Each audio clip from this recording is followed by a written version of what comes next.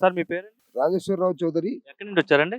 పెరవలి గ్రామం. పెరువల గ్రామం నుండి వచ్చారు. సార్ ఇప్పుడు ఏమీ లేదు, రీసెంట్‌గా నిన్న షర్మిల మాట్లాడుతూ జగన్ కోసం మాట్లాడారు సార్. నేను ప్రెస్ మీట్ పెట్టి జగన్మోహన్ రెడ్డికి ఎటువంటి విశ్వసనీయత లేదు, ఎటువంటి నిజాయితీ లేదు అని చెప్పైతే సొంత అన్న కోసం ఆమె మాట్లాడారు.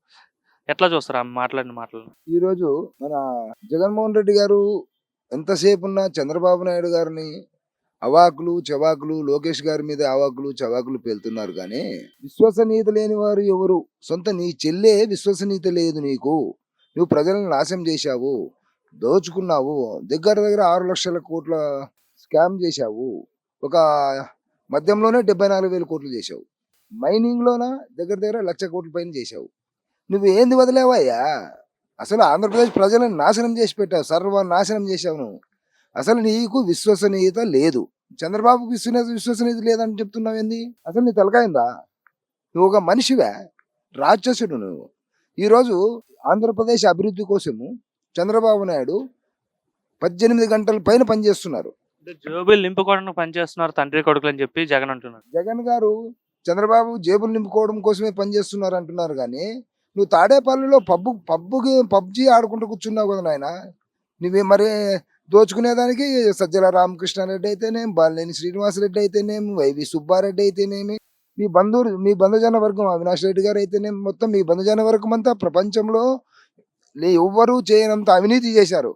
ఈరోజు మా రాష్ట్రానికి నందమూరి తారక రామారావు గారు పార్టీ స్థాపించినప్పటి నుంచి ఇప్పటిదాకా చంద్రబాబు నాయుడు గారు ప్రజల ఫండ్స్ మీద ఆధారపడి ప్రజల డొనేషన్స్తోనే ఈరోజు పార్టీని నడిపిస్తున్నారు. అసలు మీరు ఇంట్లో కూర్చొని ప్రతి పని ఏ రోజైనా నువ్వు తెలుగుదేశం పార్టీ కార్యకర్తలను కానీ ఎవరినైనా బతికినిచ్చావా? తెలుగుదేశం పార్టీ ఇండస్ట్రియలిస్ట్ మీద దాడి చేసావు. ఎంపీ గల్లా జయదేవ్, అమర్రాజా బ్యాటరీస్ జయదేవ్ గారి మీద దాడి చేసావు. చంద్రబాబు నాయుడు గారి మీద కేసులు పెట్టావు. నువ్వు ఆల్రెడీ ముద్దాయి, మరి నీవు ముద్దాయి అవుతూ మరి అందరినీ ముద్దాయిని చేయాలనుకుని జగన్మోహన్ రెడ్డి గారికి మనవి చేస్తున్నాం. అంటే జగన్కి అత్యంత ఆప్తుడైన విజయసాయి రెడ్డి పార్టీ మారిన తర్వాత, అంటే పార్టీ నుండి బయటకు వచ్చేసిన తర్వాత షర్మిల గారిని కలిశారు. షర్మిల గారు నాతో ఏం మాట్లాడు, విజయసాయి రెడ్డి నాకు అంతా చెప్పాడని చెప్పి ప్రెస్ మీట్ పెట్టి నిన్న మాట్లాడారు కదా. ఏంటి విజయసాయి రెడ్డి అప్రూవర్గా మారిపోతారంటారా? సిబిఐ కేసుల్లో విజయసాయి రెడ్డి అప్రూవర్గా మారాలని నిశ్చయించుకొని ఈరోజు పార్టీకి రిజైన్ చేశారు. ఆయన కేసు నుంచి తప్పించుకోవడానికి ఇదంతా కారకుడు జగన్మోహన్ రెడ్డి.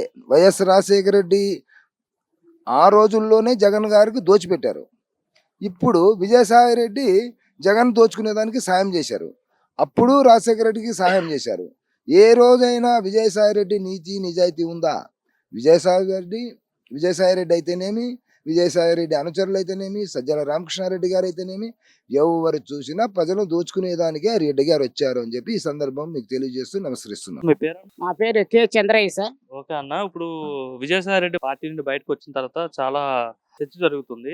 ఆ షర్మిలని 3 గంటల పాటు షర్మిలతో కలిసి మాట్లాడడం కావచ్చు, తర్వాత షర్మిల నిన్న బయటకు వచ్చి మాట్లాడడం, విజయసాయి రెడ్డి అంతా మాకు చెప్పాడు, అసలు ఏం జరుగుతుంది ఏంటనేసి అయితే ఆమె మాట్లాడింది కదా. ఎట్లా చూడొచ్చు అంశం, ఏం జరగబోతుంది అసలు వైసీపీలో ఏం జరుగుతా అనేది అది అంతా ప్రజలకు తెలుసు సార్.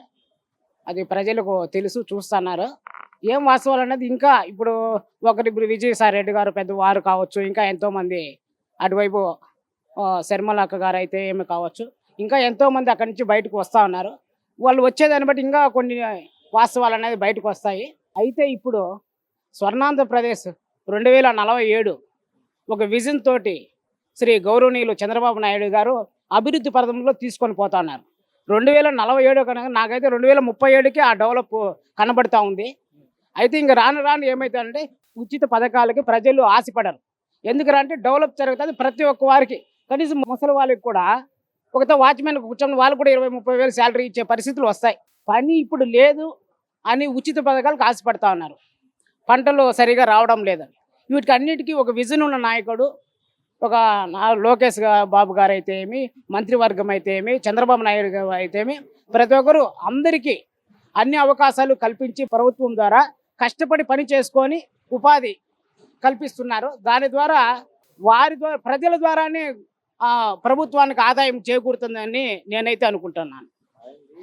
ఏమనిపిస్తుంది ఓవరాల్ గా ఈ పరిపాలన బాగానే ఉంది 8 నెలలు?